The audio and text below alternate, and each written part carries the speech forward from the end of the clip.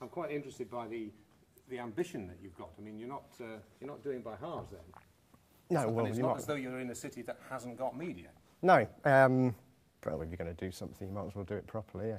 I just see that there's so much potential. There's so much ability and space to be able to provide a limitless supply of information for people. You know, it's so easy for people to access. There's no reason why you should just limit it to one particular section.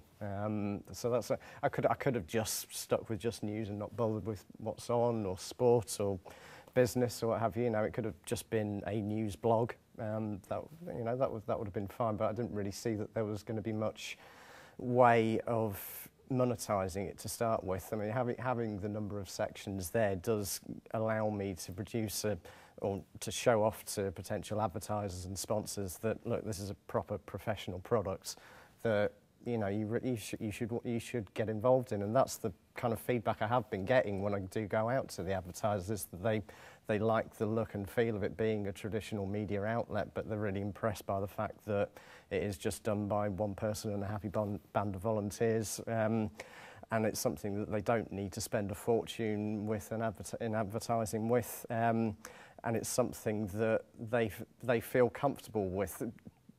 Businesses and traditional PR at the moment, they're still trying to get their heads around the online revolution, even though it's been happening to them for the last few years.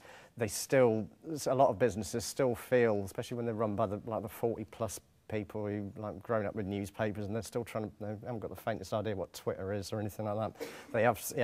They still feel that if they're not in a newspaper, if their advert is not there on a piece of paper and all that, then it's not quite real. But having this kind of traditional look and feel is kind of just now starting to sort of bridge that gap, and they do feel like it's actually something substantial that they feel happy to put their name to. Tell us how you got into it. I mean, you were a newspaper man. Yeah. So why did you go in for this? Well, yeah, I'm a newspaper man. I started at the Independent up in London 12 years ago, almost exactly 12 years ago now. And spent 4 years there, and then I'm from the West Country originally, so I came back and started working with Rob at the Western Daily.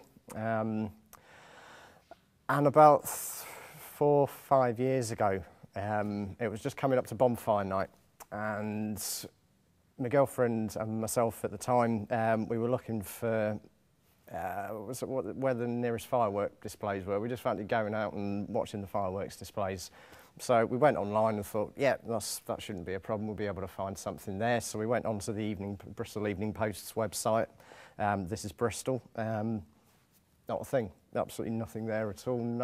No indication of where any of the fireworks displays were, and it just seems such a simple piece of information that should be so easily available for people just to type in something and find out. But we couldn't find it anywhere at all. So that kind of first sort of sparked the idea off.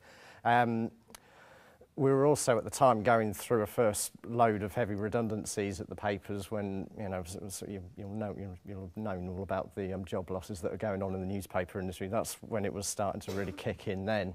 And I couldn't understand why, when a newspaper group that was still making tens of millions of pounds profit every year wasn't using that to invest in the future technologies, but was instead ignoring them and just cutting back on their old technologies just to cover their costs.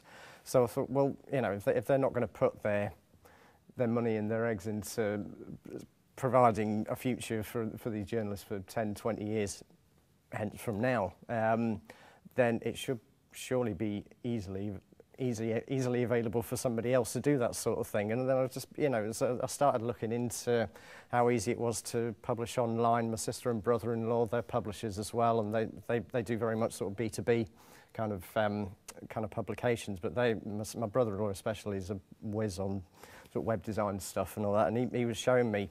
And like I say, we'll get onto the technicalities, but the way to put together something like this was really simple, and you could actually do it next to nothing on your own laptop in your living room, and you didn't need an old media kind of formula to publish anymore. So it was just an idea that started growing about 4 years ago, and I kept putting it off because I thought, well, you know, I've got rent to pay, and how the hell am I going to do this? And my girlfriend at the time was thinking, oh, I want to go on holiday and all that sort of thing. And, well, I can't afford it. You know, and I just kept putting it off and putting it off.